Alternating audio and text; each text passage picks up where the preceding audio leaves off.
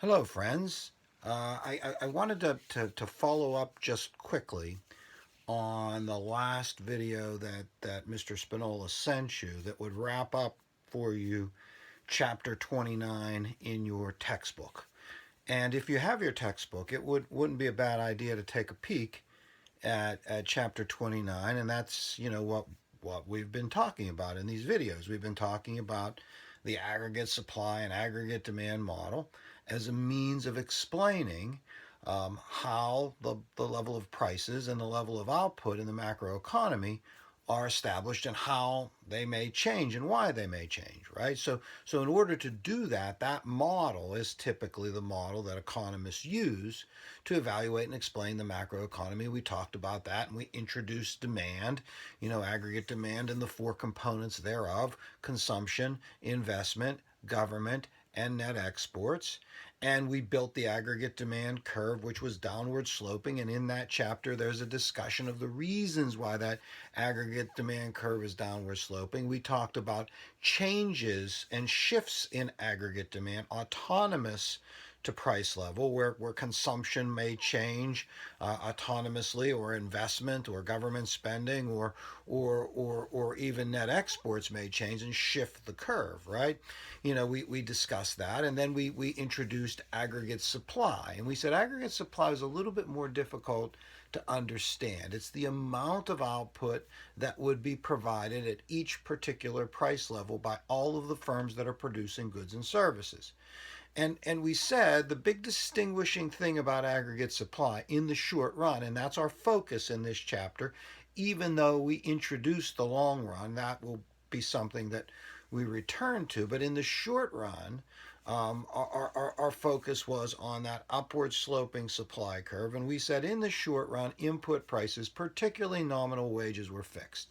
So that when output prices, wages went up, right, firms tended to make more profits because their input prices were fixed, and those larger profits inspired them to increase production. And we talked about that.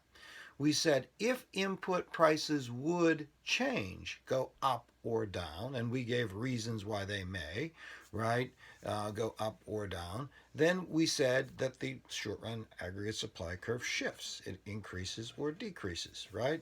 Input prices go down, right? In the short run, or input prices go down, the short run aggregate supply curve shifts right. If input prices go up, it shifts left. And we gave reasons for that, and you find those all, and you can review those all in chapter 29 in your textbook, right? And so then the last thing that we did is we put them together, right? And we established a macroeconomic equilibrium. And that macroeconomic equilibrium, the amount of aggregate demand is exactly the amount of production that firms are producing at that price level. So if you could put numbers on it, so you say, well, okay, at price level PL1, firms want to produce $1,000 worth of goods and services, right? At that price level, people, consumers, businesses, government, foreigners want to buy $1,000 worth of output, right? So the result of that is macroeconomic stability. Firms don't have an incentive to increase their production or reduce their production, right? There's no pressure on prices to go up or down. So at macroeconomic equilibrium, output is stable and prices are stable, right? Now, the question is, where is full employment? So we said, let's just for fun, and it probably wasn't as fun as we made it out to be, but just for fun, let's say that we have and we draw a macroeconomic equilibrium. I had you draw it, right? So if you have that paper, get it out again, right? Get that paper out again, where you drew the macroeconomic equilibrium. And remember, what I wanted you to do is to illustrate this is to put price level on the vertical axis and output, GDP on the horizontal axis. Draw a downward sloping AD curve, right? And you could even put, equals C plus I sub G plus G plus X sub N, right? And a kind of a bow-shaped short-run aggregate supply curve. And then you would see where they intersect and make that the equilibrium, and make that equilibrium full employment, suggesting that the economy is at a full employment equilibrium. So aggregate demand is equal to aggregate supply at a level of output that fully employs all resources. So basically what we're saying is that people want to buy the full employment level of output. and firms want to produce the full employment level of output. So that's like super really good, right? That's what you want, right? So we said, that's what you want, and we illustrated that, and you had that picture. And then we presented two things that could transpire to kind of disrupt that equilibrium and reestablish a new equilibrium that would not be in such a favorable position. So if you're kind of going along with equilibrium at full employment, and then something happens to make firms, or excuse me, to make people or firms or government or foreigners to spend more. And we said more likely than anything it would be firms to increase their spending, then demand would increase, and we would see, we illustrated that, you saw that the equilibrium then changed. Price level would go up, output would go beyond full employment, which we said is possible, to an extent in the short run, to go beyond full employment for a period of time at least, right? And you would have demand pull inflation. Because the reason you would have demand pull inflation is that there's too much demand, right? That's the problem. The second scenario that we painted, we said, well, wait a minute, what if on the other hand, demand goes down autonomously, right? So we said, okay, let's shift it down. But we said, look, we're going to really get two points there when we shift it down. One is going to be what you would see is kind of traditionally, a lower price level and a lower output. But we said, look, that doesn't always happen, right? Prices are sticky downward. And there's a discussion in chapter 29 in your book, the chapter that we're on now, about why prices are sticky downward, right? Prices don't tend to fall, in the short run that quickly when there's a lack of demand, that firms are more likely before they cut prices to cut output, right? To furlough workers. And so we see that if we don't cut prices, if they don't fall, we fall to less output, less employment, and a recession. So we have two circumstances where we would have too much demand, demand pull inflation, not enough demand, recession. So recession in this case would be defined as C plus I plus X plus G not being great enough to buy the full employment level of GDP. I mean, and fundamentally, that's what's going to happen now. There's not going to be enough demand. People right now aren't buying enough to fully employ the economy. So people will be furloughed. Now, when the economy opens up, will there be enough spending then to fully employ the economy? Well, probably not for a time, right? Government is trying to step in and make up for a reduction in business and consumption spending. Whether they'll be able to do that or not is questionable. Whether people's confidence will come back is questionable. But what's not questionable is the recession that's coming is a result of there not being enough demand, to a large extent. Now, the last thing in that chapter talks about what happens if the short-run aggregate supply curve shifts. So what if we go back to the original equilibrium at full employment? So draw it again. Draw PL, PL on the vertical axis, and then output on the horizontal axis, and a downward sloping aggregate demand curve, and a bow-shaped upward sloping aggregate supply curve. So draw it all again. In the comfort, of course, of your own home, right? Draw it again. Okay, now, rather than shifting demand, let's shift supply, right?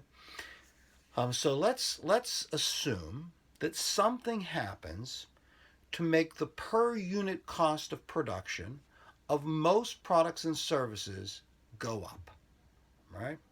Now, in 1973 and 1974 and in 1979, this is exactly what happened.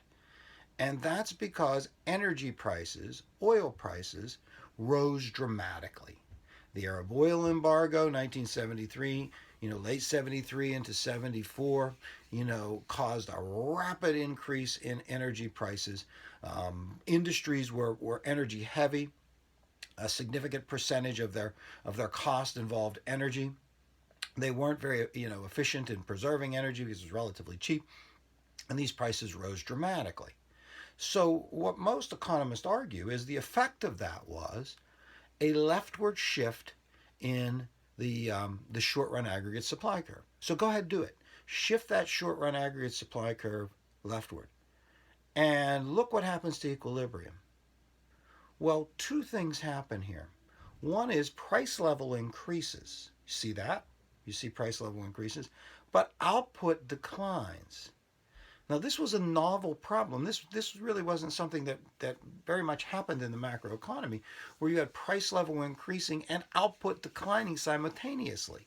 Usually you had one problem or the other. Either you had demand pull inflation, which was in a period of full employment, or you had recession, where you didn't really have rising prices. You had pressure for prices to eventually fall. But here you had both, right? You had higher prices and less output, unemployment and inflation simultaneously. Economists called that stagflation, right? Stagflation. Um, and the inflation there was not demand pull inflation, which I'm sure Mr. Spinola talked about in the past, demand pull, where too many dollars are chasing too few goods, which you get when there's an increase in aggregate demand beyond the full employment level of GDP. The inflation here was cost push inflation or supply side inflation because firms' prices had increased, right? And firms passed those along. Now, this is a bad thing. I mean, it's really fundamentally the worst thing that can happen in the macroeconomy is stagflation, because there's no way to kind of treat it. I mean, if we're jumping ahead a bit, if you think about it, if there's too much demand and that's your problem, then maybe you could do something to lower it. If there's not enough demand and that's your problem, maybe there's something you could do to raise it. But if you have this cost push inflation, if you try to deal with higher prices, right, by cutting demand, you're going to make unemployment and the recession worse. If you try to deal with the recession, right, by increasing demand, you're going to make inflation worse. Right? So you really are in a quandary here as to what to do, in terms of taking action. And typically, what happens in these circumstances is that oil prices go back down. I mean, the whatever the input price tends to fall back, and when it does, that short run aggregate supply curve shifts back. But there might be a whole lot of pain as that is transpiring, and there's a lot more we could say about that. Oh, lots of history in there. I would love to talk with you about that and discuss that. It would be ridiculously interesting too, but unfortunately we're in this venue, right? And I don't want to push my luck. Nevertheless, let's take the other scenario, and this is the best thing that can happen. Productivity increases dramatically, the per unit cost of production declines, and so now the short run aggregate supply curve shifts to the right. So look at what happens. Make that shift. Well, now you're saying, well, wait a minute, kind instructor. If this were true, you'd say that output is going to go kind of beyond full employment, sort of. It really would be a change in the full employment level because of this, but we'll talk about that at some time in the future. But output goes up and prices go down. Boy, that's the best case scenario. But that never happens. Output might go up, but prices never go down. Now, there's a reason for that. Typically, when short run aggregate supply goes up, so does aggregate demand by a similar amount to keep prices sort of stable. And the Federal Reserve is involved in that, and that's discussed at the end of chapter 29 in your textbook. That might be a little bit more that we want to talk about right now.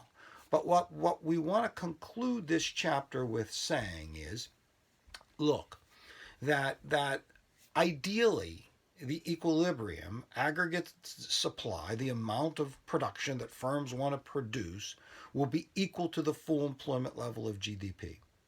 And that consumers and businesses and government and foreigners will want to buy exactly that level of GDP, which will keep GDP at full employment and establish stable prices.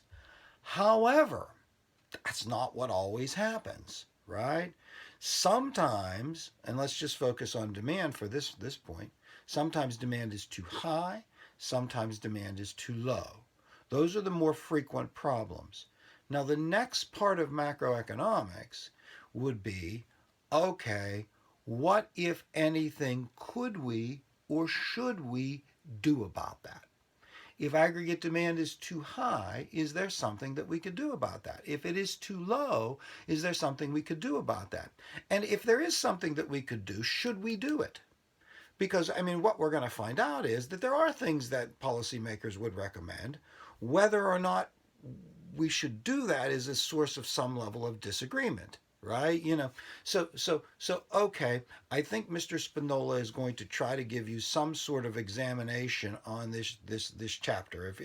If we were doing this in the classroom, we would add the next chapter to it, fiscal policy, which is a little complex. To it, but I think he's going to do that. So this is it for now. I'll be back hopefully to talk about fiscal policy in a few days.